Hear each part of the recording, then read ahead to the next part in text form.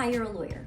Or in legal terms, we say retaining a lawyer. So what is retaining a lawyer? What is hiring a lawyer? Well, you need a lawyer. How do you find one? Back in the day, they would have the yellow pages, or I guess a big phone book. I don't know if people remember what those even look like.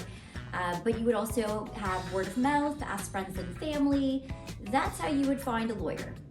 The Law Society of Ontario, which is the governing body that oversees and regulates lawyers in this province, relaxed the rules on advertising and marketing in the early 2000s. And then we saw an abundance of advertising being done. Sometimes people advertising are sort of misrepresenting, and there are rules, and I urge people before they decide to advertise and market themselves to brush up on what those rules are. There is the rules of civil procedure. Rules of professional conduct is what you need to look at to understand what the rules are with respect to the Law Society. So for example, you can't misrepresent what you do or your years of experience. You can't say you're better than so-and-so. But as I said, you may have seen ads that are a bit misleading. That's just the way advertising and marketing goes. I think it's impossible for the Law Society to regulate everything. However, it is important that you do your best to adhere to the rules to avoid any trouble with the Law Society. So in terms of finding a lawyer, the best thing to do is look online, do your research, do your homework, look at their website. Do they have a website? Where are they located? In terms of geographic location, for some people it matters. They want to be able to see and meet their lawyer.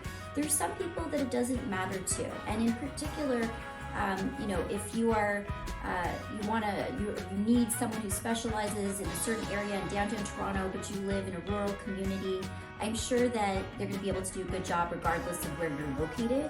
So again, geographic location sometimes is important, sometimes less important.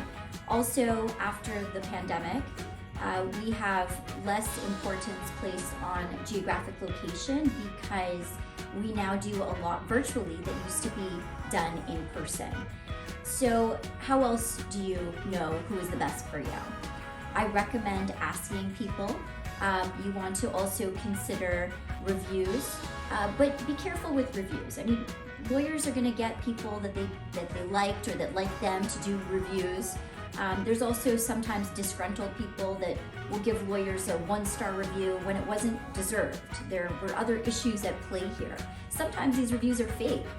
So you need to also meet the person, understand, do you have a good rapport with that person? If you are in litigation, your journey is going to last a few years, so you want to ensure that you have a good working relationship with that person. You speak on the same wavelength, you understand each other, you respect each other. And it goes both ways. I mean, some lawyers might meet you and feel that you're not the right person, you're not the right fit for them or their culture. Don't take it personally. There's lots of lawyers in big cities at least. But once you have found the right lawyer, then you need to ask about fees. And so what is their fee structure? There's different ways that lawyers can bill. There is a flat fee. So for a simple matter, they might say, we will charge you $1,000 to get from the beginning to the end result. That's your flat fee billing. Then you have hourly rate basis. A lot of lawyers, they will charge based on an hourly rate. They will ask for an upfront retainer amount, so an amount that they keep, and as it depletes, they're going to ask you for more. We bill, well, I don't because I'm on contingency, which we'll talk to, but lawyers bill on an hourly basis, but they bill per minute. So if they are billing you for 0.1, 6 minutes, 0.2 is 12 minutes. So it goes in those increments. So every phone call you have, every email you send, every communication that's done on your behalf by this firm is going to be billed. So don't think it won't be. And so use your time wisely so that you aren't billed more than you can handle. Contingency fee. So contingency fee basis is what I do and what most personal injury lawyers do. That is a percentage of the settlement. Now, there's different things to consider. So if you are successful in your lawsuit, you will be given a sum of money. that includes the disbursements. The disbursements are how much was spent on the file, court filing fees, process servers, obtaining the police report, obtaining clinical notes and records. All of that, the lawyer will front the cost, and then they seek reimbursement from the other side if you are successful in your lawsuit. Those are disbursements.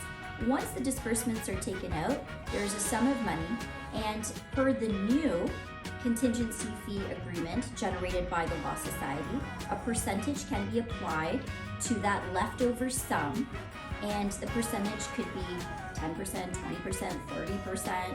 I believe the only rule is that it can't be more than what the client is getting. But there's no set fee. It depends on the firm that you're working with. Some lawyers, such as myself, I have a percentage that I will charge, but if it didn't take me too long or wasn't too contentious, I won't take the full fee, I'll give a discount. So that can happen, but if it's taken years, then it's understood that probably can't give a discount, but we cross that bridge when we get to it. Contingency fee arrangements permit what's called access to justice. What does that mean? It means that if you can't normally afford a lawyer with an upfront retainer and an hourly rate, well, now you can, because you don't have to worry about payment up front. It happens at the end. The lawyer is going to work as hard as they can for as long as they need to in order to get the job done. And that is, in my opinion, beneficial, and it does promote access to justice. Some people think that, your percentage is so high, you get so much. Well, if you look at how much time is actually spent on the majority of my files, you would see that if it was charged on an hourly rate basis or per minute, it would be substantially more. In terms of contingency fee arrangements, as I said, the agreement is now standard form from the Law Society. That's very recent, and there's also a guide that goes with it that you're supposed to provide to your clients. The Law Society also requires that we have every individual's identification, piece of photo ID, so that we can ensure that the person that we are representing is the person that they say they are. And there you have it. That's how to hire a lawyer.